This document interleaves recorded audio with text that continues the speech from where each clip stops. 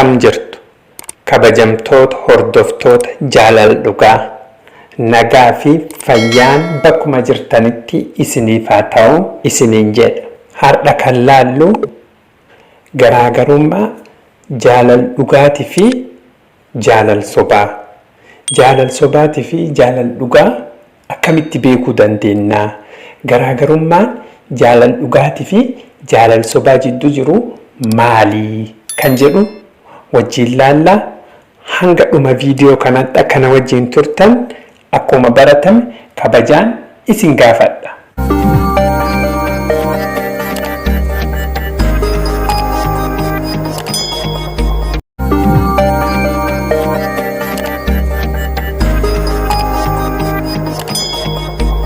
Jaalalli dhugaa maal of keessaa qaba?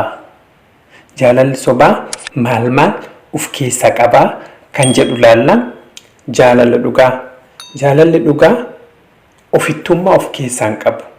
Aarsaa kafaluuf yeroo hundaa qophiidha. Hiriyyaa keetiif, nama wajjin jiraattuuf, jaalallee keetiif. Faallaa kanaa ammoo jaalalli sobaa ofittummaa baay'ee of keessaa qaba. Ana qofa ka jedhu of keessaa qaba. Wanta ati yaaddu waanuma kee qofa. Waan nama biraa hin yaaddu jechuudha. Kana jechuun jaalala sobaa akka ta'e beekuu qabdaa jechuudha. Miira keessatti ofittummaa anuma qofa ka jedhu. Jaalalli dhugaa ammoo ofittummaa of keessaan qabu.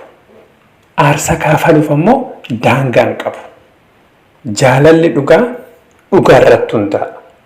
Waan ijaan agartu dhugaa duudhaa irratti hundaa'a.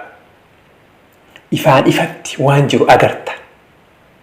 Kanaafuu jaalalli dhugaa of keessaa qaba. Dhugaa calaqqisiisa. Faallaa kanaa jaalalli sobaa sobarratti hundaa'a. Fedhii kan kee dhoksita. Sodaa kee dhoksita. Shakkii kee dhoksita. Yeroo hundaa soda keessa jiraatta. Aarsaa kafaluu hin barbaaddu. Yeroo hundaa ofitti amantummaan nageenya hin qabdu jechuudha. Jaalala sobaa keessa jiraattu nageenyi hin jiru si wajjin. Jaalalli dhugaa ammoo dhugaa irratti hundaa yeroo hundaa ifaaf ifatti, ifaaf bilisa. Jaalalli dhugaa onnee bal'aa wajjin dhufa. Onnee wakin, onnee arjaa wajjin dhufa. Onnee araarama qabu wajjin dhufa. Jaalalli dhugaa kan nuuf keessa qabu onnee baay'ee bal'aa ta'e. Onnee waa hunda ofitti hammachuu danda'u of keessaa qaba. Faallaa kana jaalalli sobaa madaa si keessatti uuma. Rakkina si keessatti uuma. Gaaga'ama si keessatti fida. Waan ati hin barbaanne, waan siif hin malle si keessatti uuma. Keessumattuu dhukkubbii cimaa sammuu keetiif onnee kee irraa fida jechuudha. Garuu jaalalli dhugaa fuula bal'ata. Onnee bal'ata. Jaalalli dhugaa badhaasa si badhaasa. Waan gaarii si fida.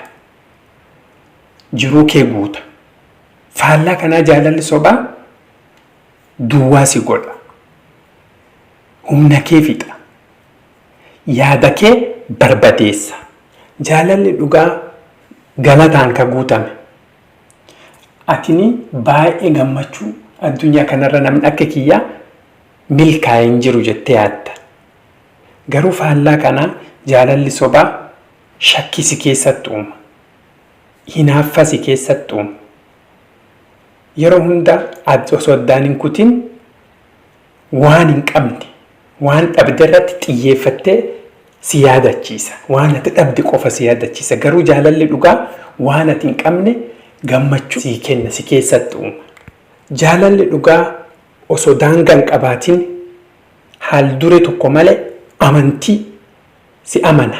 Jaalalli dhugaa daangaa osoo hin qabaatin shakkii tokko malee waa amantaa jechuudha. Jaalalli sobaa ammoo sababa ga'aa tokko malee shakkii si keessatti uuma. Osoo atin sababa hin qabaatin si shakkisiisa. Jaalala sobaati. Jaalala dhugaa miira kee tuqa. Ijaan agarta. Itti agarsiifta. Jaalalli sobaa waadaa sobaatiin si guuta. Waadaa kijibaa, waadaa hin guutamne fi waadaa sobaatiin si guuta jaalalli sobaa. Jaalalli dhugaa immoo yaada ati hin agarre, yaada ati hin seene sitti mul'isa.